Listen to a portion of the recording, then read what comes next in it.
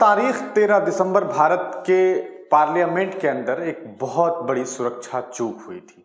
आप तमाम लोग जानते हैं कि किस तरह से संसद भवन के अंदर दो लोग घुस गए और उसके बाद संसद भवन के बाहर में भी दो लोगों ने, जिसमें एक जो लड़की है नीलम देवी थी और दूसरा एक अमोल नाम का लड़का था। वहीं संसद भवन के अंदर में एक लड़का जिसका नाम सागर था तो दूसरा मनोरंजन था। उन लोगों ने अचानक से जो कहा जा सकता है कि संसद भवन की जो सुरक्षा है उसमें सेंधमारी कर दी थी। लेकिन उस पूरे मामले में एक मास्टर जी मास्टरमाइंड निकले। इस पूरे खेल का, इस पूरे जो षड्यंत्र हुआ है, इसके जो मास्टरमाइंड हैं वो बिहार के दरभंगा जिला के रहने वाले हैं। दरभंगा जिला के ललित झा इसके मास्टरमाइंड हैं।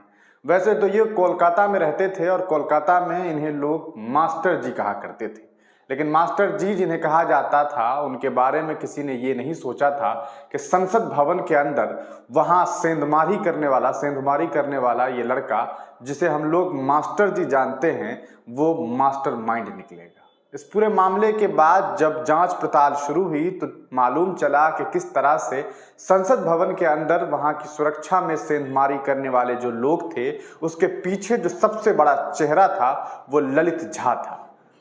हालांकि अभी ललित झा के लास्ट इस नाम का जो कहा जा सकता है झा जो लगा हुआ है उसे हटाने की बात शुरू हो गई है। जी हाँ, ये बात थोड़ी अजीब है, लेकिन ये बात मैं आपको बता दूं कि मैथिल समाज के कुछ लोगों ने ये बात कही है कि हमने ललित झा के नाम के अंदर जो झा है उसका हक छीन लिया है। यह हक छीनने वाले जो लोग हैं और जो ये मैथिल समाज के जिन लोगों ने भी छीना है, इनका एक हाई लेवल और कहा जा सकता है बहुत इमरजेंसी वाली मीटिंग हुई और वो भी ऑनलाइन मीटिंग हुई। ये मीटिंग जो हुई है वो ऐसा नहीं है कि दरभंगा में बैठ करके हुई या मिथिला की सरजमीन पर हुई, बल्कि इस ऑनलाइन मीटिंग में लोग अमेरिका से जुड़े हुए थे, लोग बनारस में बैठे हुए थे और यहाँ से वहाँ अमेरिका और बनारस से बैठ करके दरभंगा के मिथिला क्षेत्र मतलब बिहार के मिथिला क्षेत्र के एक लड़के के लिए ये फैसला लिया जा रहा था कि उसके नाम के आगे नाम के पीछे जो झा लगा हुआ है उसका हक छीन लिया जाए। ये बात कह करके कि भारत के एक बहुत बड़े संवैधानिक बिल्डिंग पर, भारत के एक सबसे बड़े पंचायत पर हमला करने वाला कोई झा नहीं हो सकता है और जो झा है उसके झा का हम हक छीन लेंगे, क्योंकि ये मैथिल होकर के इस तरह का काम किया है, ये बिल्कुल भी कबूल के लायक नहीं है। उन लोगों का ये मानना है कि मिथिला जो क्षेत्र है वो वैज्ञानिकों का क्षेत्र है और मिथिला के बड़ी बड़ी बातें उन लोगों ने बताई, लेकिन समझ में ये नहीं आया कि जिन लोगों ने इतनी बड़ी बड़ी बातें बताई है वो लोग मिथिला छोड़ करके पलायन करके अमेरिका या बनारस में क्यों रह रहे हैं। खैर, ये उनका अपना व्यक्तिगत मामला है, लेकिन इस तरह से झा नाम हटा देने से क्या इस मसले का हल निकल जाएगा, इसके बारे में आप तमाम लोग अपनी राय दीजिएगा। अभी हम बात करेंगे मास्टरमाइंड ललित झा के बारे में, जिसको लेकर के अभी देश की मीडिया अलग अलग बातें कह रही है।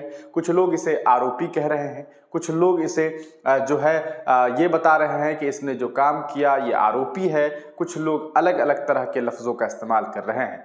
बहुत कम मीडिया है, बहुत कम, क्या मुझे लगता है रेयर होगा किसी ने अभी तक आतंकवादी या आतंकी लफ्ज़ का इस्तेमाल किया होगा। वजह आप जानते हैं, क्योंकि अगर वहाँ पर कोई मुसलमान होता तो अभी तक आतंकवादी लफ्ज़ों का ही इस्तेमाल होता।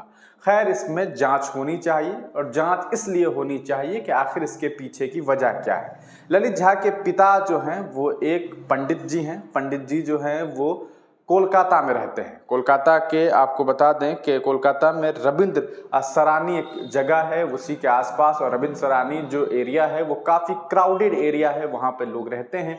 वहीं पर ये भी रहते थे, इनके जो पिता हैं देवानंद झा जी, वो भी वहीं रहते हैं और वहाँ रह करके वो पुजारी का काम करते हैं, पूजा प्रार्थना करते हैं। और इनकी जो माता जी हैं मंजुला देवी, वो भी गृहिणी का काम करती है और ये पूरा परिवार जो है वो कोलकाता में रहता था। इस ललित झा के पिता जो है देवानंद झा, वो बताते हैं कि मेरा जो बेटा है वो बेकसूर है, उसने कोई जुर्म नहीं किया है। हाँ, उसने जो काम किया वो उसे नहीं करना चाहिए था, लेकिन अगर वो गया है, उसे तमाम बातें पता थी, तो इसके पीछे कोई वजह होगी।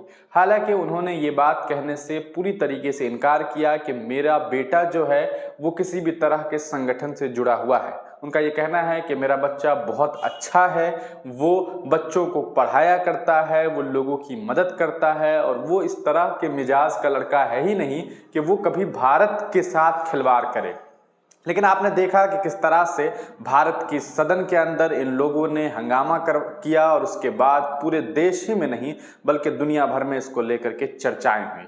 इसके पीछे की वजह जो है वो ये बताई गई कि बेरोजगारी बहुत है, देश में परेशानी बहुत है, लोग परेशान हैं, जो कि इन तमाम बातों पर मीडिया ये कहती है कि ऐसी कोई बात नहीं है। न मीडिया इस पर चर्चा करती है, न गवर्नमेंट को इतनी फुर्सत है कि वो मंदिर और मस्जिद की लड़ाई छोड़ करके बेरोजगारी और महंगाई पर बात करे। इसीलिए ललित झा को लगा, और उसकी जो टीम है उसे ये लगा कि इस तरह का कदम उठाना चाहिए। ये मैं नहीं कह रहा हूं, बल्कि उन लोगों का जैसा मानना है। अब बात करेंगे कि आखिर ये तमाम चीजें जब हुई तो इससे पहले 10 दिसंबर को, क्योंकि 13 को ये सारी बातें हुई, 10 दिसंबर को क्या वजह थी कि ललित ने अपने पिता देवानंद झा को, माता मंजुला देवी को कोलकाता से अचानक दरभंगा के लिए गाड़ी पर बिठा दिया, ट्रेन पे बिठा दिया और उन्हें घर भिजवा दिया। उसके बाद उसने इन तमाम प्लान पर काम करना शुरू किया, और इस पूरी प्लानिंग के तहत इसने काम किया।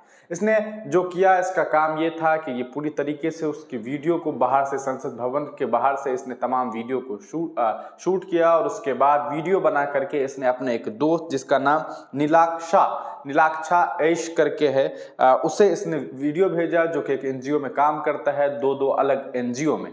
उसके पास ये वीडियो भेजा गया। उसने बताया कि मैं बहुत ज़्यादा ललित झा को नहीं जानता हूँ, ललित झा के बारे में बहुत कम लोग जानते हैं। लोगों का ये मानना है कि ललित झा काफ़ी चुपचाप रहने वाला लड़का था, जिसे कभी इस तरह के माहौल में नहीं देखा गया। लेकिन क्या वजह है कि ललित झा ने ऐसा काम किया? अब बात करेंगे कि आखिर जिन लोगों ने इस पूरे मामले को देखा है, उसके बाद लोगों की क्या कुछ राय है।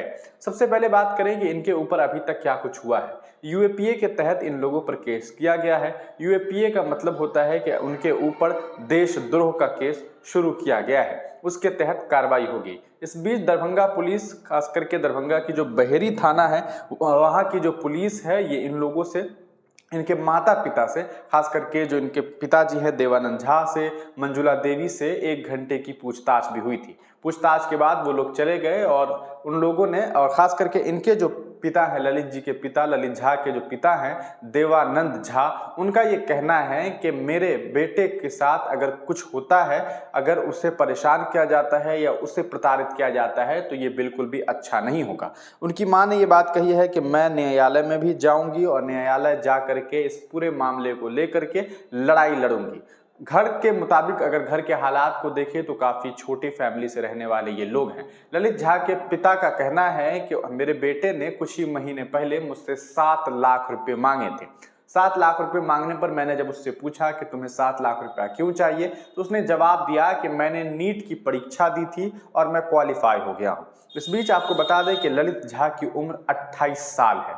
28 साल की उम्र में भी वो नीट की तैयारी कर रहा था, उसे शायद डॉक्टर बनना था। खैर, इस बीच उसने ये बात कही कि मेरे रैंक बहुत अच्छे नहीं हैं, लेकिन 7 लाख रुपया देने से मेरा एडमिशन हो जाएगा, और अभी तत्काल मुझे 3 लाख रुपए की ज़रूरत है। जिस पर इसके पिता देवानंद झा का कहना है कि मेरे पास पैसे नहीं थे, आर्थिक कमजोरी की वजह से मैंने अपने पुत्र को मना कर दिया। लेकिन मना करने का मुझे अफसोस भी था कि क्योंकि मेरे पास पैसा नहीं था और मैंने मना कर दिया, उसे पैसा नहीं दिया। अब दरभंगा के अलीनगर के रामपुर उदय गांव का रहने वाला ललित झा आखिर इन चक्करों में क्यों फंस गया? क्या वजह थी कि इसने इस तरह का काम किया? क्या इसके पीछे कोई बड़ी साजिश है जिस पर अभी भी पर्दा डला हुआ है? क्या आने वाले वक्त में बहुत बड़ा खुलासा होने वाला है? क्या ये मालूम चलने वाला है कि ललित झा किसी बड़ी संगठन से जुड़ा हुआ है? क्या ऐसी कुछ मालूमात सामने आएगी कि ललित झा के पीछे भी कोई बहुत बड़ा आदमी है जिसने इस तरह का काम किया है? आप तमाम लोगों की क्या राय है, अपनी राय कमेंट सेक्शन में जरूर दीजिएगा। ललित झा अब सिर्फ ललित है, जैसा कि मैथिल समाज के लोगों का कहना है। मैथिल समाज के कुछ चुनिंदा लोगों का कहना है, जो लोग अभी मिथिला के क्षेत्र में नहीं रह रहे हैं। अखबार की एक कटिंग मेरे सामने है, जिसमें लिखा है कि मैथिल समाज ने ललित से छीना झा टाइटल, किया समाज से बहिष्कृत। और जिन लोगों ने बहिष्कार किया है समाज से, वो लोग यहाँ पे नहीं हैं। एक जो शख्स हैं वो व्यवसायी हैं, गुआना अमेरिका में रहते हैं, वहाँ जा कर के व्यापार करते हैं। आखिर क्या वजह है कि जब इतनी अच्छी धरती है, इतना अच्छा कहा जा सकता है सब कुछ है जब मिथिला क्षेत्र में, तो ये अमेरिका में क्या कर रहे हैं, यहाँ रह करके व्यवसाय क्यों नहीं कर रहे हैं।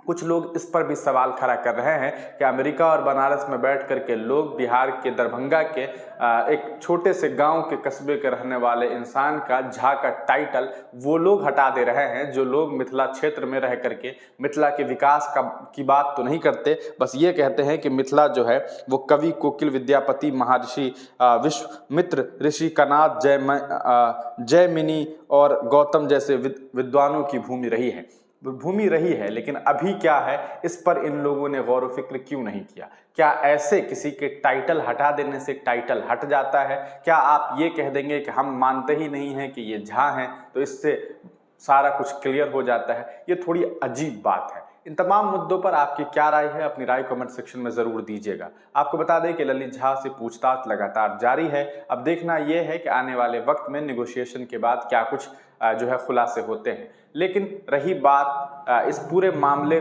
पर मीडिया ट्रायल की, तो मीडिया ट्रायल फिर भी बहुत सही है। मीडिया ने कहीं भी बहुत ज़्यादा इस पर चिल्लाहट नहीं की, ना ही मीडिया चिल्लाहट कर रही है, ना ही जो सरकार है वो ज़्यादा चीख चिल्ला रही है। वरना अगर वहाँ पर नाम दूसरा होता तो शायद चीख चिल्लाहट शुरू हो जाती। ऐसा मैं नहीं कह रहा हूँ, इसके पीछे बहुत सारे लोग हैं। कांग्रेस की सुप्रिया सेनेट कहती हैं कि अगर यहाँ जिन लोगों ने संसद भवन में हमला किया, अगर वो तो अच्छा था कि वो लोग मुसलमान नहीं थे।